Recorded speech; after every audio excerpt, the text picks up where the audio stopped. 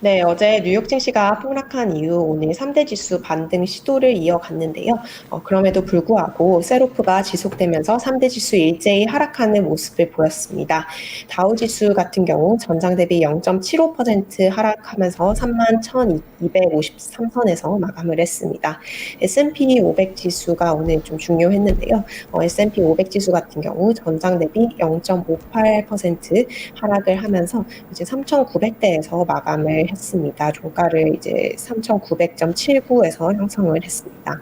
나스닥 지수 같은 경우 장중 등락을 거듭하면서 반등 시도를 하는 모습을 보였는데요. 결국 종가 기준으로는 전장 대비 0.26% 하락한 수준에서 마감을 했습니다.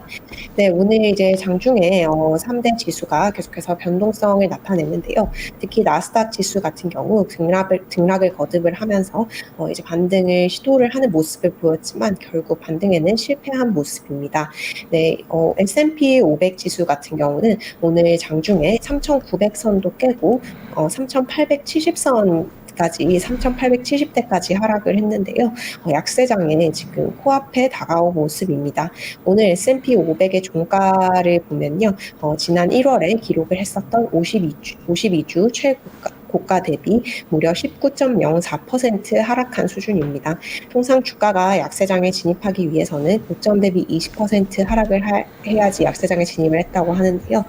불과 1%조차 남겨두지 않은 상태로 약세장 초입에 문턱에 지금 발을 거의 걸치고 있는 모습입니다. 네, 오늘 시장에 대해서 BTIG 전문가가 이런 멘트를 내놨습니다. 지금 이제 시장에 있는 문제는 어떤 종목도 이제 어떤 종목으로도 우리가 지금 숨을 데가 없다는 것이 문제이다라고 얘기를 했습니다.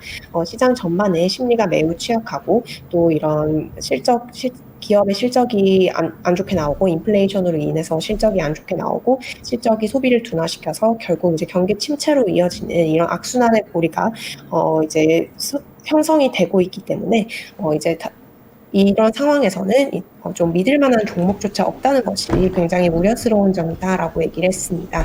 오늘 같은 장에서는 이제 어제부터 계속 필수 소비재 관련 종목들이 큰 폭의 부진을 겪고 있기 때문에 투자자들이 이제 필수 소비재를 매도하기 위해 들어왔지만 결국에는 이렇게 최근에 그 큰 폭으로 하락을 한 성장주 또한 매도를 하면서 피할 곳이 없다라고 얘기를 했습니다. 이렇게 설명을 했는데요. 이제 자금이 rotating into cash라고 얘기를 했습니다. 이제 다른 섹터, 어떤 조금 우호적인 주식 중에서도 이제 안전 피난처를 찾아가는 것이 아니라 아예 주식 시장에서 이탈을 해서 현금화를 하고자 하는 이런 수요가 있는 것으로 보이고 그렇기 때문에 주식 시장 심리가 전체적으로 굉장히 취약하다라고 설명을 했습니다. 실제로 이제 며칠 전에 뱅크 오브 아메리카가 투자자들을 대상으로 한 설문조사 결과에서 굉장히 흥미로운 부분이 있었는데요. 이제 지금 전문 펀드 매니저, 그리고 전문 금융시장에 참가하는 사람들이 시행한 이 설문조사에 따르면 지금 주식 투자자들의 현금 보유 비중, 펀드들이 이제 현금으로 보유하고 있는 비중이 20년 만에 최고 수준이라고 합니다.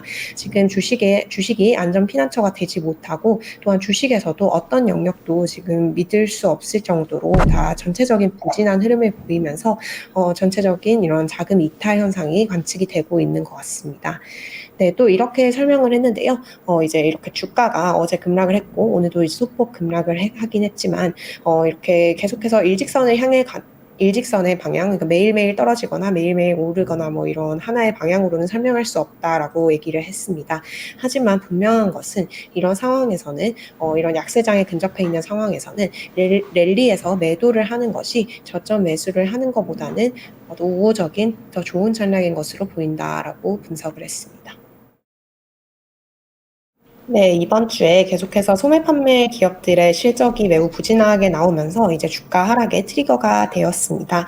오늘 발표된 기업들의 실적도 부진한 흐름을 이어가면서 주가에 지금 좋지 않은 영향을 미쳤습니다. 오늘 가장 크게 좀 시장에 영향을 미쳤던 기업이 시스코 시스템스인데요. 이제 네트워킹 서비스 회사입니다. 세계적인 IT 네트워킹 서비스 회사인데요. 이제 매출이 시장 예상치를 하회를 했고요. 올해 매출 전망치 역시 시장 예상치를 하회했습니다. 실적이 부진하게 발표가 되면서 시스코 시스템즈의 주가가 장중 15% 가까이 급락을 했습니다. 이제 전체적으로 주가에 부정적인 영향을 가했고요. 시스코 시스템스는 이제 이렇게 실적이 좋지 않게 나온 이유를 두 가지로 설명을 했습니다. 첫 번째로는 이제 러시아 전쟁이 일어난 러시아에서 엑시트를 하기 위해서 매출이 약 2억 달러가 줄어들었다라고 얘기를 했고요. 중국의 코로나 봉쇄로 인해서 부품 수급에 차질이 있었다라고 설명을 했습니다. 결국에 투자자들이 우려하던 것, 이 전쟁이라든지 코로나 봉쇄 그리고 물가 우려가 그대로 기업 실적에 전이가 되는 결과가 하나둘씩 나오고 있는 모습입니다. 네, 또 다른 미국 소매 판매 기업 실적 나왔는데요. 미국 백화점 체인인 콜스의 1분기 순이익이 역시 시장 예상치를 밑돌았습니다. 콜스의 이제 회계연도 1분기 순이익이 1,400만 달러로 집계가 되었는데요. 주당으로 환산하면 11센트로 나왔습니다.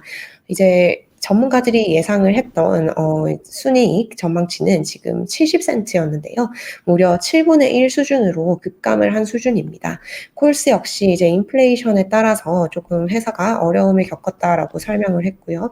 콜스의 주가는 실적 부진에 따라서 장중 7% 이상 급락을 했지만 마감 즈음에는 4% 반등을 하는 마감을 보였습니다. 어제 뉴욕 증시 급락을 촉발한 타겟과 그리고 월마트 같은 경우 오늘 양 주식 모두 추가 하락을 하면서 주가에 하방 압력을 가했습니다. 네, 이번 주 들어서 이제 주식시장이 본격적인 경기 침체 우려라든지 성장 둔화의 우려를 본격적으로 반영해 가고 있는 모습입니다. 이에 따라서 월가 주요 투자은행들에서도 이제 우후죽순으로 이런 분석이 쏟아져 나오고 있는 상황입니다. 오늘 여러 하우스가 이 경기 침체에 대한 자사의 전망을 발표를 했고요. 그래서 한번 종합해서 가져와 봤습니다. 우선 이제 월가 IB 중에 가장 좀 메이저 하우스 중에 한 곳, 골드만삭스 같은 경우 이렇게 설명을 했습니다. 골드만삭스의 이제 그 주식 최고 책임자 데이빗 코스틴이 보고서를 발표를 했는데요. 향후 2년간 미국 시장이 경기 침체에 진입할 가능성을 35%로 전망을 했습니다. 이제 올해 그리고 내년 동안 미국 경제가 침체에 진입할 가능성이 35%가 된다라고 본 것인데요. 미국 경제가 이제 반드시 경기 침체에 빠질 것이냐라는 질문에 대해서는 inevitable이라는 표현을 썼습니다. 경기 침체가 불가피한 것은 아니다. 미국 경제가 경기 침체를 피해갈 수 있다라고 얘기를 했습니다. 지금 침체 가능성을 35%로 보니까 사실 이제 65%는 침체를 벗어날 가능성을 보고 있는 것이기 때문에 메이저한 이 기본 시나리오는 아닙니다. 하지만 이제 만약에 경기가 침체 국면에 빠질 경우 주가는 상당한 타격을 받을 수 있다라고 얘기를 했는데요. 코스틴 수석 같은 경우 이제 리세션에 빠질 경우 이것은 주가가 더 크게 하락할 수 있다라는 시그널이라고 분석을 했습니다. 과거 사례를 통해서 분석을 했는데요. 지금 2차 세계대전 이후 12번의 경기 침체를 거치면서 S&P 500 지수 같은 경우 이제 중간값 기준으로 24%가량 위축이 되었다라고 설명을 했습니다. 이걸 이제 현재 시장 상황에 대입을 해봤을 때 S&P 500 지수의 2022년 1월 고점, 즉 52주 고점인 4,800선 부근에서 주식이 24% 하락을 한다면 S&P 500 레벨을 3,650선 정도로 볼 수 있다라고 얘기를 했습니다. 3,650선이면 이제 현재 수준보다 11% 정도 낮은 수준입니다. 이제 경기 침체에 들어가면 평균 30% 주가가 하락한다고 보면 S&P 500 지수는 결국 3,360선으로 떨어지면서 현재보다 18% 더 하락하게 된다라고 예상을 했습니다. 상당히 지금 좀 비관적인 전망을 한 모습입니다. 이외에 다른 하우스에서도 전망이 나왔는데요. 도이치방크 역시 오늘 비관적인 전망을 내놨습니다. 도이치방크 같은 경우 S&P 500 지수의 연말 전망치를 기존에 5,250으로 제시를 했었습니다. 이걸 오늘 4,750으로 500포인트 하향을 시켰는데요. 지금 4,750선이면 지금 현재 주가 레벨에서도 이제 크게 상방 탄력이 크지는 않은 수준입니다. 이제 더 조금 무서운 얘기를 했는데요. 만약에 이제 경제가 경기 침체에 진입할 경우 주가는 35%에서 40% 하락 가능성이 있다라고 얘기를 했습니다. S&P 500의 경우에는 3,000선까지 주가가 떨어질 수 있다라는 매우 비관적인 전망을 했는데요.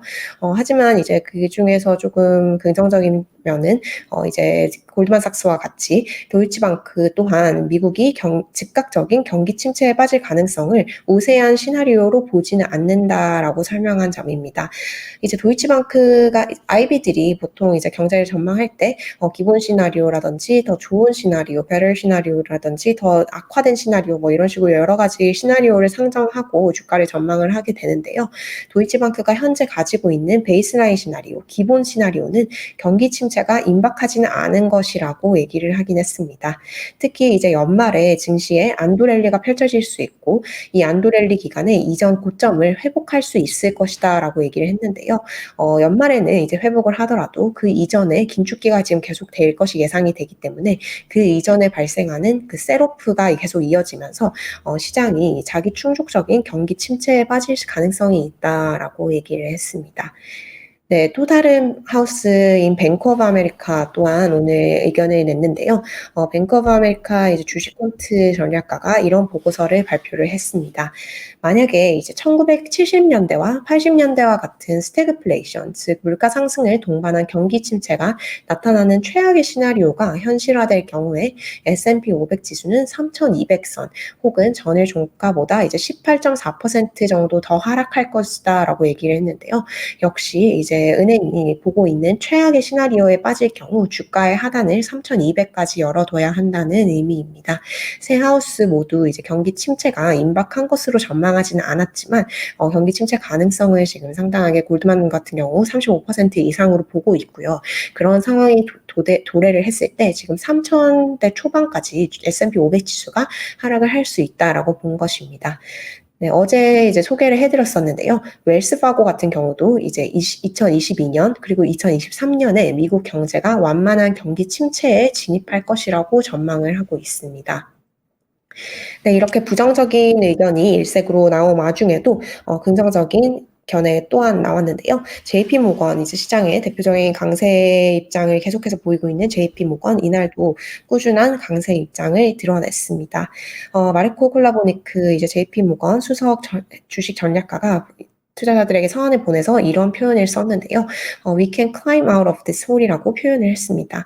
우리의 주식 시장이 지금 빠져 있는 이 거대한 구덩이에서 우리가 climb out 이제 벗어날 수 있다라고 얘기를 했습니다. 또 이렇게 얘기를 했는데요. 올해 미국 경제에는 리세션이 없을 것이다라고 there will be no recession this year이라고 얘기를 했고요. 또한 여름에 이제 소비가 늘어날 것이다라고 얘기를 했고요. summer increase를 보고 있다. 이것은 어디에 기반한 것이냐면 경제 재개와 중국의 통화 그리고 재정적인 정책에 따라서 이제 중국이 어차피 봉쇄가 해제가 될 것이기 때문에 결국에는 이런 소비 활동이 개선이 되고 경기 침체는 없을 것이다라고 이제 못을 박았습니다. 그래서 이제 주가가 회복을 할 수 있을 것이라고 얘기를 했고요. 또한 인플레에 대해서 미국 인플레에 대해서도 지금 미국 인플레가 고점을 기록을 했다라고 주장을 했습니다. 미국의 인플레가 아마도 이제 고점을 친 것으로 보이고 고점을 치지 않았더라고 해도 조만간 고점을 칠 것으로 보이기 때문에 결국에는 이런 물가가 조금 진정이 될 것이라고 봤습니다. 물가가 진정이 되면 이제 연준이 지금 이렇게 공포한 것처럼 공격적인 긴축 정책을 이렇게 서두를 필요가 없기 때문에 결국 이것은 통화정책의 소폭 완화, 긴축적인 통화정책을 소폭 완화시키는 영향으로 귀결이 될 것이고 결국에는 주가 회복으로 연결이 될 것이다라고 얘기를 했습니다. 또한 마지막으로 이런 말을 덧붙였는데요. Most of the bad things, 이제 일어날 수 있는 모든 나쁜 일들이 벌써 올해 일어난 상황이다라고 얘기를 하면서 조금 낙관적인 견해를 전했습니다. 네, 오늘 미국의 주요 경제 지표 몇 가지가 발표되었는데 일제히 조금 부진한 모습을 보이면서 투자 심리를 개선해주는 역할을 하지 못했습니다. 우선 오늘 주표 나온 것 중에 가장 좀 중요했던 게 미국 주간 실업보험 청구자 수입니다. 고용 지표와 함께 더불어서 미국의 고용 시장을 이제 좀 가늠해 볼 수 있는 지표인데요. 지금 이번 이번 지난 14일로 끝난 한 주간 실업보험 청구자 수가 지난 전주보다 2만 1,000명 증가한 21만 8천 명으로 집계가 됐습니다. 실업보험을 청구한 사람이 이제 21만 8천 명으로 늘어났다는 의미이고요. 그만큼 실업자가 늘어났다는 것을 의미를 합니다. 이 미국 주간 실업보험 청구자 수가 1월 이후 최고 수준을 나타냈다고 하는데요. 계속해서 이제 고용시장이 연준의 어떤 정책을 만드는 데 있어서 물가와 함께 가장 중요한 부분이라는 점에서 조금 주목할 만한 부분입니다. 네, 오늘 제조업 관련 지표도 발표가 되었는데요. 필라델피아 연방준비은행이 관할하는 5월의 제조업 활동이 급격한 둔화세를 보였습니다. 5월 필라델피아 연은 지수가 2.6으로 집계가 되었는데요. 이게 2년 만에 가장 낮은 수준입니다. 지난달 수치는 이제 17.6이었는데요. 거기서 지금 2로 갑자기 급감을 한 거니까 상당히 제조업 활동이 큰 폭으로 둔화를 한 것으로 볼 수 있을 것 같습니다. 월가 예상치도 역시 하회를 했고요. 하지만 이제 0보다는 높은 수준을 유지를 하면서 이제 위축세는 나타내지 않았는데요. 그럼에도 불구하고 상당히 둔화된 수준을 나타냈습니다. 네, 또 이제 미국의 경기 선행 지수가 발표가 되었는데요. 연구 기관인 컨퍼런스 보드가 발표한 바에 따르면 미국의 4월 경기 선행 지수는 119.2를 기록을 했습니다. 이게 지금 전월 대비 0.3% 감소를 한 것인데요. 선행 지수가 감소세를 보인 것은 올해 1월 이후 약 석 달 만에 처음입니다. 지금 전문가들이 예상한 수준과 전월치보다도 부진한 수준을 보였습니다. 선행지수 같은 경우는 이제 물가가 계속 좋지 않았고 고용 관련된 지표가 조금 세부 지표가 안 좋게 나오면서 이제 경기 선행지수가 부진했다고 컨퍼런스 보드는 설명을 했습니다. 네, 오늘 미국 부동산 관련해서도 지표 하나 나왔는데요. 마지막으로 미국의 4월 기존 주택 판매가 이제 전월 대비 2.4% 감소한 연율 561만 채로 집계가 되었습니다. 지금 전월치보다 감소한 수준이고 월스트리트 저널의 전문가 예상치보다도 하회를 하는 수준입니다. 지금 미국의 주택 가격이 계속 오르고 있고 또 모기지 금리가 오르는 와중에 기존 주택 판매라든지 주택 허가 착공 이런 거는 계속 좀 안 좋아지고 있는 상황인데요. 지금 프레디맥에 따르면 지금 30년 만기 고정 모기지 금리는 지금 4월에 4.98%를 기록을 했습니다. 거의 5%에 근접한 수준인데요. 미국인들의 주택 구매에 가장 중요한 역할을 미치는 게 모기지 금리이고 모기지 금리가 오르면 미국인들의 소비라든지 실생활에 가장 큰 영향을 미치는 요인이기 때문에 이제 가솔린 가격 같은 거가 더불어서 주목해 볼 부분이라고 생각을 합니다. 네, 오늘 이제 캔자스시티 연은 총재가 발언을 했는데요. 좀 상당히 주식 투자자들이 유념을 해야 할 부분을 언급을 했습니다. 이런 표현을 썼습니다. 연준은 긴축이 증시에 미치는 영향에 크게 신경을 쓰지 않는다라고 얘기를 했습니다. 이제 연준의 가장 큰 목표는 인플레이션 파이팅, 인플레에 대응하는 것이고 인플레이션을 낮춰서 물가를 잡는 것이 가장 중요한 연준의 제1의 어떤 목표이기 때문에 이것이 어떤 긴축이 진행이 되면서 주식시장에 어떤 악영향을 미친다고 해도 그것으로 인해서 인플레이션에 대항하지 않지는 않겠다라는 의미입니다. CNBC와의 인터뷰를 했는데요. 에스더 조지 총재는 이제 연준이 금융 환경에 긴축을 들여다보고 있다면서도 주식시장의 영향에 집중하고 있는 것은 아니다라고 얘기를 했습니다. 이제 이렇게 설명을 했는데요. 연준이 노력하는 것은 시장이 이해할 수 있도록 정책을 전달하는 것이고 긴축이 계속 예상이 되어야 한다고 생각을 한다면서 이게 특별히 주식시장을 겨냥한 것은 아니지만 긴축적인 금융 환경을 이제 걸어가는 과정에서는 어쩔 수 없이 주식시장을 조금 위축시킬 수밖에 없다고 생각한다라고 얘기를 했습니다. 다시 설명해서 긴축의 과정에서 주식시장의 조정이 나타나는 것은 금융환경 긴축이라는 전체적인 정책 목표의 일부라는 설명입니다. 이게 참 이런 말이 있죠. 연준은 시장을 크게 신경 쓰지 않는다라는 말이 있습니다.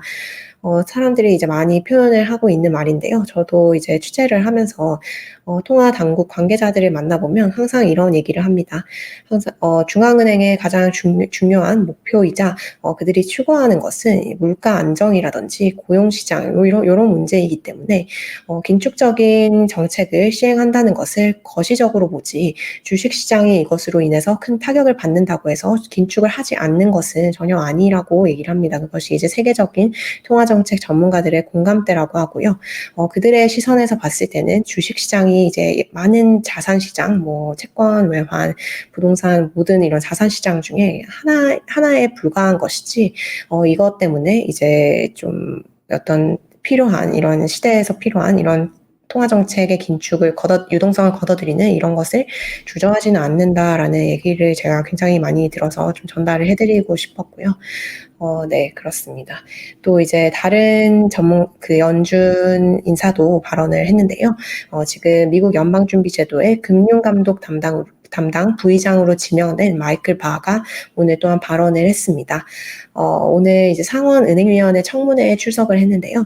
인플레이션이 너무 높다라는 견해를 다시 한번 피력을 했습니다. 인플레가 너무 높아져서 온 지역 사회에 영향을 미치고 있다라고 얘기를 했고요. 현재 본인도 인플레가 너무 높다고 생각을 하기 때문에 연준의 목표치인 2%로 돌아가게 하기 위해 노력할 것이라고 강조를 했습니다. 네, 오늘 뉴욕 증시에서 주요 섹터와 주요 종목들 약간 엇갈리는 혼조된 흐름을 보였습니다. 섹터별로 보면 이제 어제부터 계속해서 부진한 흐름을 보이고 있는 필수 소비재 관련 섹터의 하락이 가장 두드러졌습니다. 기술주 그리고 금융주가 또 하락을 하면서 이 하락이 두드러졌고요. 네. 아이고, 죄송합니다. 집에 전화가 와가지고. 네, 그리고 부동산과 에너지 소재 관련된 전 영역이 하락을 했습니다. 지금 S&P 필수 소비재 같은 경우는 1.9% 하락을 하면서 7개월 내 최저 수준을 나타내고 있습니다. 오늘 이제 상당수 종목이 52주 최저치를 경신을 했는데요. 타겟과 월마트가 지금 2020년 이후 최저 수준을 유지를 하고 있습니다. 뱅크 오브 아메리카와 찰스 슈왑도 지금 2021년 2월 이후 최저 수준을 나타냈고요. 인텔 역시 2017년 10월 이후 최저 수준을 나타냈습니다. 오늘 지금 빅테크는 엇갈린 흐름을 나타내고 있는데요. 지금 애플 같은 경우 오늘 2.4% 하락을 하면서 최근 하락세를 이어갔습니다. 엔비디아는 상승을 했고요. 아마존과 테슬라도 이제 강보합 수준을 나타내면서 기술주가 반등을 하는 모습을 보였습니다. 네, 구글과 마이크로소프트 구글과 마이크로소프트 같은 경우 소폭 하락하는 흐름을 보였습니다.